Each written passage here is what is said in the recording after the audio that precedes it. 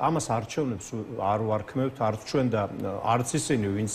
ამბობენ, რომ მონაწილეობას ვიღებთო. ამიტომ ჩემი პოზიცია თუ გაინტერესებთ, არის ის, რომ უნდა გადაიფიქრონ, აბა რა უნდა ქნათ. მაგრამ თუ არ გადაიფიქრებენ, მე თვითონ არ მგონია, რომ ძალიან ბევრი დრო და ენერგია უნდა დავხარჯო იმაზე, რომ რაღაცა სხვადასხვა ოპოზიციურ პარტიებთან რაღაცა ჩხუბში გავატაროთ დრო. ჩვენი მთავარი მოწინააღმდეგე არც ლელუა და არც გახარია. ჩვენი მთავარი მოწინააღმდეგე არის ქართული ოცნება და ყველა უნდა ვიცოდეთ რა არის მთავარი ამოცანა ამ ქვეყანაში. ამიტომ თუ გადაიფიქრებენ, კარგია ერთი საერთო საქმისთვის და მეორე კარგია მათთვისაც. ჩემი ღრმარწმენით, მით უმეტეს ვლაპარაკობ ადამიანებზე, რომელთანაც ერთად ვიყავით ადრე კოალიციაში და პატივს ვცემ მათ. ამიტომ ძალიან კარგი იქნება თუ გადაიფიქრებენ, იმიტომ რომ სხვა შემთხვევაში ჩემი აზრით ორგანიზაციულად და პოლიტიკურად ძალიან დასუსტებულები გამოვლენ ამ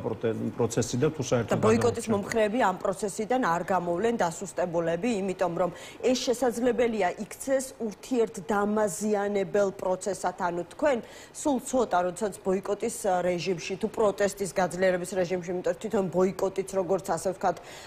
ტერმინი და რაღაცა სამიზნე ასე ვთქვათ ხომ ფოკუსი სალომე ზურაბიშვილსაც არ მოწონს მისი ბოლო განცხადებიდან ჩანს რომ ბოიკოტიც არ არისო გამოსავალი ის ამბობს ხომ ანუ პროტესტის გაძლიერება და შესაბამისად აი მოქმედება თქვენ როდესაც აი ამ პროტესტში მყოფი ადამიანები თქვენს ამომრჩეველს მოუწოდებთ ახლაც და განსაკუთრებით აქტიურად წინასაარჩევნო პერიოდში რომ არ მივიდნენ არჩევნებზე ეს ხომ ნიშნავს რომ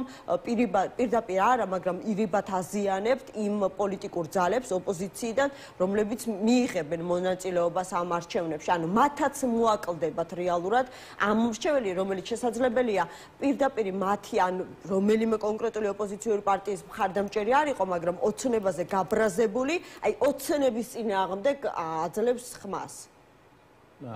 დაზიანებთ თუ არა თქვენი განსხვავებული სტრატეგიები რომ გვაქვს ხომ ეს ბუნებრივი არის ასევე ის რომ ეს სტრატეგიები ერთმანეთთან რაღაც შეჯახებაში მოვა ბუნებრივია და ამიტომაც ვამბობთ ჩვენ რომ ჯობდია რომ მათაც გადაიფიქრონ და მიიღონ მონაწილეობა იმაში მე სიტყვაზე მე ბოიკოტის თვითონ ტერმინი წინააღმდეგი არა ვარ და ჩვენ უნდა ვიცოდეთ რომ რაღაცა სილნამდვილი შელამაზება არ არის გამოსავალი ანუ ჩვენ ვერ წარმოვიდგენთ რაღაც სხვა რეალობას და მე ის ვერ გახდება რეგულ